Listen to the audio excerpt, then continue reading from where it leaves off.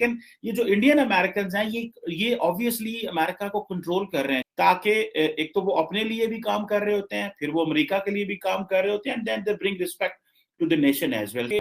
और हम तालिबान को माफीनामा देने के लिए उस पर काम कर रहे थे। वो क्या कर रहे थे इंडियंस? वो पूरी दुनिया पे राज करने के लिए तैयारी कर रहे हैं। और नासा तक के जो लोग हैं वो इंडियन अमेरिकन हैं। और हम क्या कर रहे हैं? इंडियन डायस्पोरा आता है, वो फुलब्राइट स्कॉलरशिप पे आता है। इंडियन डायस्पोरा आता है, उसको पीछे कोठियों पे कब्जे की कोई उसको खौफ नहीं होता। वो खुल के या वो ओपन पिच पे खुल के खेलता है, क्रीज से बाहर निकल के शॉट्स मारता है वो।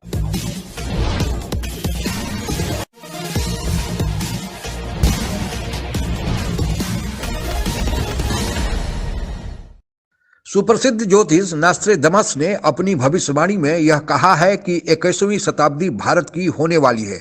भारतीय जिस तरह अपने देश के भीतर और फिर बाहर जाकर जिस तरह अपने प्रतिभा का लोहा दूसरे से मनवा रहे हैं, शायद यही देखकर पाकिस्तानी मीडिया भी नास्ट्रेदमस की तरह ही प्रतिक्रिया दे रहा है। भारत की गौरव गाथा को बखान करती पाक मीडिया की प्रचर्चा आइए आप भी सुने।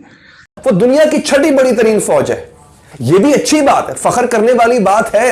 लेकिन क्या हमने इसी में गुजारा करना है कि हम लड़ बड़ा अच्छा लेते हैं भाई, और कोई काम नहीं करना हमने? हमारे यहां क्या हो रहा था, जिस वक्त पराग अग्रवाल आईआईटी का पढ़ा हुआ हुई ना, चंद महीने पहले उसकी नॉमिनेशन आ चुकी थी, उस वक्त हमारे मुल्क में हमें पता नहीं था कि धरने हो रहे हैं। हम धरने दे रहे थे, इस्लामाबाद की तरफ लॉन्ग मार्च हो रहा था, ठीक है जी, और कहा जा रहा था जनाब कि आज मुल्क बंद कर देंगे हमारा, और हम तालिबान को माफीनामा देने के लिए उस पर काम कर रहे थे। वो क्या कर रहे थे इंडियंस? वो पूरी दुनिया पे राज करने के लिए तैयारी कर रहे हैं। और हम क्या कर रहे हैं? हम कभी जनाब क्या जी हो क्या गया जी, ये फुला सियासतदान ने ये कह दिया तो फुला सियासतदान ने ये कह दिया, कभी चीनी महंगी हो गई, कभी आटा महंगा हो गया, कभी चीनी नापैद हो गई, कभी पेट्रोल नहीं मिल रहा, कभी डॉलर ऊपर चला गया, और कभी जनाब अब हम सोच रहे हैं कि हम तालिबान को माफ कर दें। ये जो लोग हैं ये अमेरिका में बैठे होंगे, ऑब्वियसली ये व्हाइट हाउस में है, ये स्टेट डिपार्टमेंट में, ये डिफेंस में है, ये जहां जहां बैठे होंगे ऑब्वियसली दे विल इनकी वैल्यू होगी। असल में हमें क्या समझा जाता है, ये बिल्कुल हमें याद है। हमारा पहला ट्रीटमेंट शुरू हो जाता है एयरपोर्ट से जब उतरते हैं, और उसके बाद हमारी मुसीबतें बिल्कुल हमारा जिस तरह इंतजार कर, इस तरह हमारे साथ किया जाता है जिस तरह लोग इंतजार कर रहे होते हैं हमें लूटने के लिए। और starts from the process, starts from the airport. रिश्वत के रेट डबल हो जाते हैं, जाली मुकदमात में फंसा लिया जाता है। यानी इंडिया जो है वो डिजिटली कहां से कहां पहुंच गया। आपके मुल्क में अभी अमेज़न तक नहीं आया यार। आप अमेज़न पे चीज नहीं खरीद सकते, आप ईबे पे चीज नहीं खरीद सकते, आपके पास थर्ड पार्टी पेमेंट गेटवे ही नहीं है। आपको जुगाड़ लगाने पड़ते हैं, किसी बंदे को बाहर भेजे, लॉगिन करके तुम थर्ड पार्टी पेमेंट गेटवे जो है वो लिंक कर देना।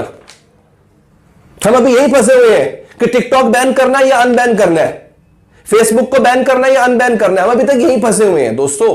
हमारा प्रॉब्लम यह है कि हमारे पास कोई डायरेक्शन नहीं है। ये जो स्ट्राइप का सीईओ वो क्या लिखता है सुनिए, वो लिखता है, उसका नाम है पैट्रिक कॉलिसन। वो लिखता है गूगल, माइक्रोसॉफ्ट, एडोबे या adobe, IBM, Palo Alto Networks and now Twitter, run by CEOs who grew up in India. Wonderful to watch the amazing success of Indians in the technology world. सुनिए और शर्माइए। रोज बैठ के India को गाली देते हैं, वो कहां से कहां जा रहा है। अगर आपने उसका मुकाबला करना है तो आपको भी ऐसा बनना होगा। ये आज वक्त है अपने गिरबान में झांकने का। आपको बुरा तो मैं बहुत लग रहा हूं। बताया कि जब बाइडेन जो है उसने जब अपने पहले 50 दिनों के अंदर उसने 55 जो इंडियंस थे उनको उसने अपॉइंट कर दिया लीडरशिप पोजीशंस में जो एडमिनिस्ट्रेशन में थे। इवन के सुनने में आया कि जो उसका स्पीच राइटर है और नासा तक के जो लोग हैं वो इंडियन अमेरिकन हैं। सो मेरा ख्याल है कि पाकिस्तान को अपना एक कनेक्शन डेवलप करना चाहिए उन लोगों के साथ जो बाहर बैठे हुए हैं। इंडियन डायस्पोरा आता है, वो फुलब्राइट स्कॉलरशिप पे आता है। इंडियन डायस्पोरा आता है, उसको पीछे कोठियों पे कब्जे की कोई उसको खौफ नहीं होता। वो खुल के या वो ओपन पिच पे खुल के खेलता है, क्रीज से बाहर निकल के शॉट्स मारता है वो। हमारा डायस्पोरा यहाँ पे आता है। पहले मैं बताता हूँ डायस्पोरा के बच्चों की तरबियत क्या है। अभी यहाँ भी ये वो समझते हैं बच्चा अगर ऊपर वाला क्लास में जाए उसको यहाँ भी कहते हैं कार्डियोलॉजिस्ट बन जाए क्योंकि उसकी तरह अच्छी। वहां से को बचता है थोड़ा सा तो उसको आईटी में डालते हैं। आज तक मैंने किसी बंदे को ये नहीं देखा कि मेरा बच्चा प्रोफेसर बनेगा। यहाँ पे अमेरिका में भी या मेरा बच्चा वकील बनेगा, या मेरा बच्चा यहां पे पढ़ के पाकिस्तान सर्व करेगा, ये बताया ही नहीं जाता। सुनिए इलॉन मस्क ने इसी ट्वीट के नीचे रिप्लाई करते हुए क्या लिखा। वो कहता है USA benefits greatly from Indian talent.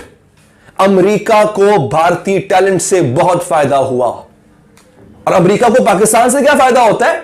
हम कभी अपने अड्डे दे देते हैं अफगानिस्तान पे बमबारी करने के लिए, कभी हम ड्रोन अटैक करने की इजाजत दे देते। हमसे तो यही फायदा हुआ है अमेरिका को अब तक, जिसका वो कभी भी शुक्रगुजार नहीं है।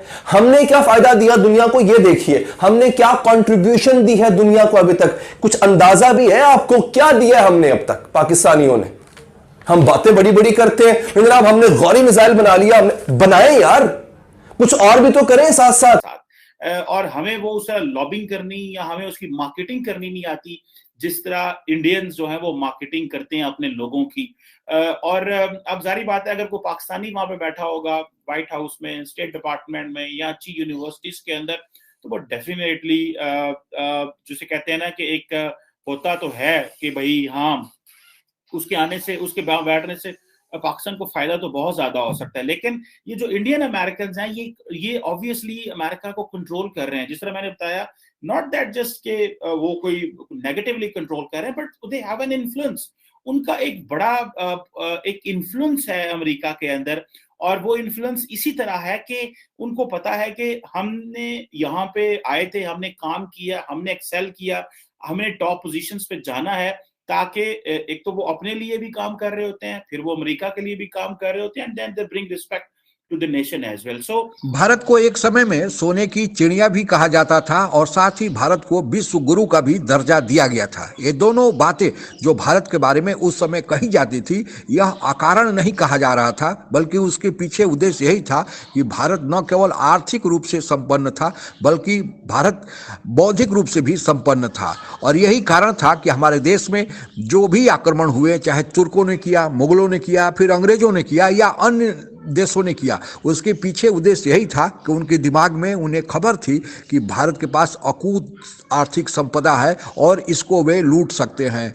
जो भी आक्रमणकारी आए उन्होंने यही किया, और फिर भारत की आर्थिक स्थिति थोड़ी बिगड़ना उस समय से शुरू हो गई।